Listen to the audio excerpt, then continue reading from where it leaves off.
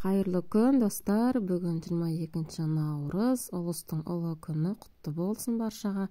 Бүгін мен керемет дәмді наурыз көже жасадым.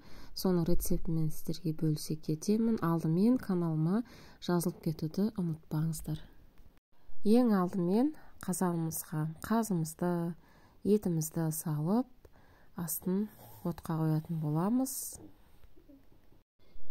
Етті шамалап, отбасыларыңызда қанша адамсыздар, сонша сала береміз. Көз мөлшерімен үстіне салқын су құйып, астын отқа қойып, және де қайнап шыққан соң бетіндегі көбігін алатын боламыз. Дәнді дақылдардан мен маш, күріш, жүгері, ловия және бидай алдым. Ловия мен жүгеріні бөлек-бөлек қайнататын боламыз. Бұлар ұзақ уақыт пісетін болғандықтан, бұларды ет салған кезде бұларды да қойып қоямыз. Пока біздің етіміз пісем дегенше, бұлар да кемінде 2 сағатта піседі. Менің етім 3 сағат қайнады. Толықтай етімізді пісіріп, осылай сүзіп алатын боламыз. Дәміне қарай тұз салатын боламыз. Мен оны салмаппын. Дәл ет асқан сияқты осылай пісіріп, барлығын сүзіп алып, осының сорпасына машымызды, бидайымызды салып пісіретін боламыз. Машымыз бен бидайымыз піседі-ау деген кезде, бір 10 минуттай қалған уақытта күрішімізді де салып алатын боламыз. Себебі күріш 10-15 минутта пісіп қалатын болғандықтан, оны ең соңында қосатын боламыз. Міне мен бидай мен машты салдым. Бұларды да жарты сағаттай қайнатамыз.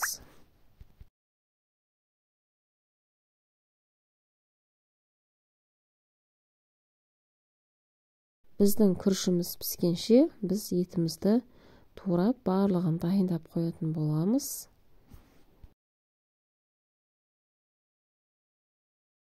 Еттің барлығын турап дайындап алдым.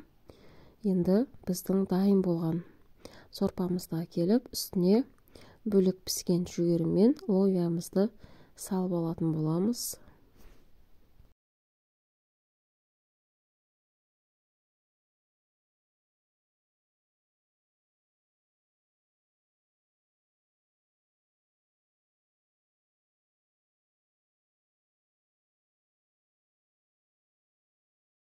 Бөлек ыдысқа сорпасынан аздап алатын боламыз. Бұл айранды араластырып құйғанға қажет болады.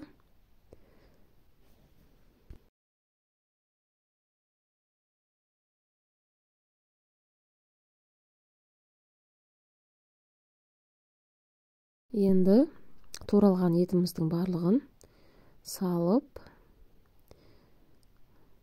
үстіне қазір айран қосатын боламыз.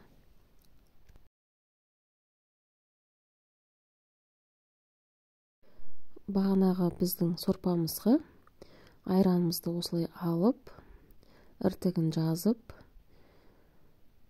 наурыз көжеміздің үстіне қосатын боламыз. Құрт қоссақ та болады.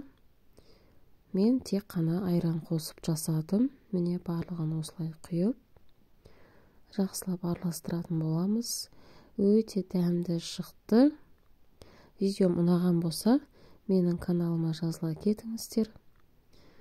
Наурыз мейрамы құтты болсын. Сіздермен болған Айгерім. Видеоны соңына дейін қарағандарыңызға рахмет. Қош сау болыңыздар.